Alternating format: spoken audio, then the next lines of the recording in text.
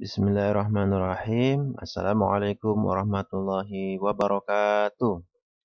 Apa kabar anak-anakku sekalian? Semoga anak-anakku sekalian semuanya dalam keadaan sehat walafiat. Baik, anak-anakku sekalian, kita belajar kembali dengan tema Asmaul Husna, yaitu mengimani Asmaul Husna. Pada kesempatan kali ini, kita belajar Asmaul Husna, di mana nanti anak-anakku sekalian akan membiasakan berbuat baik karena Allah Maha mengawasi. Kemudian anak-anakku sekalian akan mengetahui bagaimana cara Allah mengawasi kita. Asmaul Husna-nya apa ya kira-kira? Iya, ini ada sebuah kisah inspiratif dengan judul Penggembala Kecil. Suatu hari Abdullah bin Dinar pergi ke Mekah bersama Khalifah Umar bin Khattab. Ketika mereka beristirahat di sebuah jalan, mereka melihat salah seorang penggembala turun dari gunung. Umar bin Khattab bertanya kepada penggembala tersebut, "Hai penggembala, jualah seekor kambingmu kepada kami." Penggembala itu berkata, "Kambing-kambing itu bukan milikku, tapi milik majikanku." Kemudian Umar berkata, "Wahai penggembala, majikanmu tidak akan tahu jika kamu menjualnya kepada aku seekor saja." Penggembala tersebut membalas, "Wahai tuanku, engkau benar, tidak ada satupun orang yang tahu jika aku menjual seekor kambing milik majikanku. Tapi Allah Subhanahu wa Ta'ala, Dia yang selalu melihat apa yang dilakukan makhluknya." Umar bin Khattab meneteskan air mata karena kagum dengan sikap kejujurannya. Akhirnya Umar bin Khattab memerdekakan penggembala tersebut. Dari kisah yang penuh inspiratif ini, kira-kira apa yang dapat kita petik hikmahnya? Iya, betul sekali.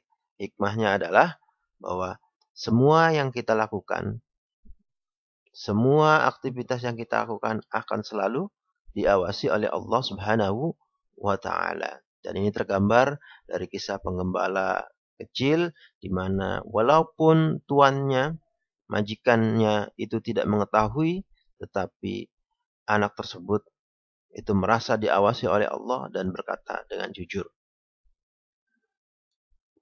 Nah, betul sekali. Ya, kita akan belajar yaitu Asmaul Husna Ar-Raqib, yaitu Allah Maha mengawasi.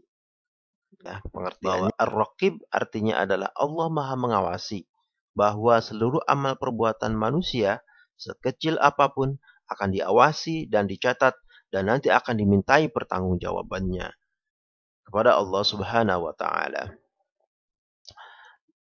Hal ini tercantum di dalam surat An-Nisa ayat 1. A'udzu billahi minasy syaithanir rajim. Wattaqullaha allazi tasaaluna bihi wal arham. Innallaha kana 'alaikum raqiba. Bertakwalah kepada Allah dengan namanya. Kamu saling meminta dan peliharalah hubungan kekeluargaan. Sesungguhnya Allah selalu menjaga dan mengawasimu. Selanjutnya, keteladanan dari sifat Ar-Raqib. Ya, kita mau mencontoh nih keteladanan dari sifat Ar-Raqib apa saja. Pertama, lihat gambarnya bahwa di sini ada berbagai macam kegiatan. Yang pertama, kegiatan sholat berjamaah. Nah, sholat berjamaah, ketika kita sholat, kita merasa diawasi oleh Allah Subhanahu wa Ta'ala. Kemudian gambar yang kedua, ya berinfak. Kita berinfak, ya tujuannya apa? Tujuannya mengharapkan pahala dari Allah Subhanahu wa Ta'ala. Dan kita merasa bahwa kita berinfak itu diawasi oleh Allah Subhanahu wa Ta'ala. Kemudian kita sedang belajar. Sedang belajar juga sama. Kita sedang belajar itu seolah-olah diawasi oleh Allah Subhanahu wa Ta'ala. Membantu ibu di rumah, gambar yang terakhir, membantu ibu di rumah, menyapu, itu niatnya karena Allah Subhanahu wa Ta'ala dan Allah mengawasi kegiatan kita semuanya.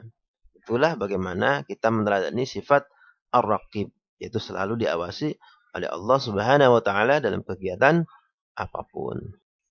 Bagaimana cara Allah mengawasi kita? Ya, ada 3 bagaimana cara Allah mengawasi kita. Yang pertama yaitu adalah pengawasan langsung dari Allah.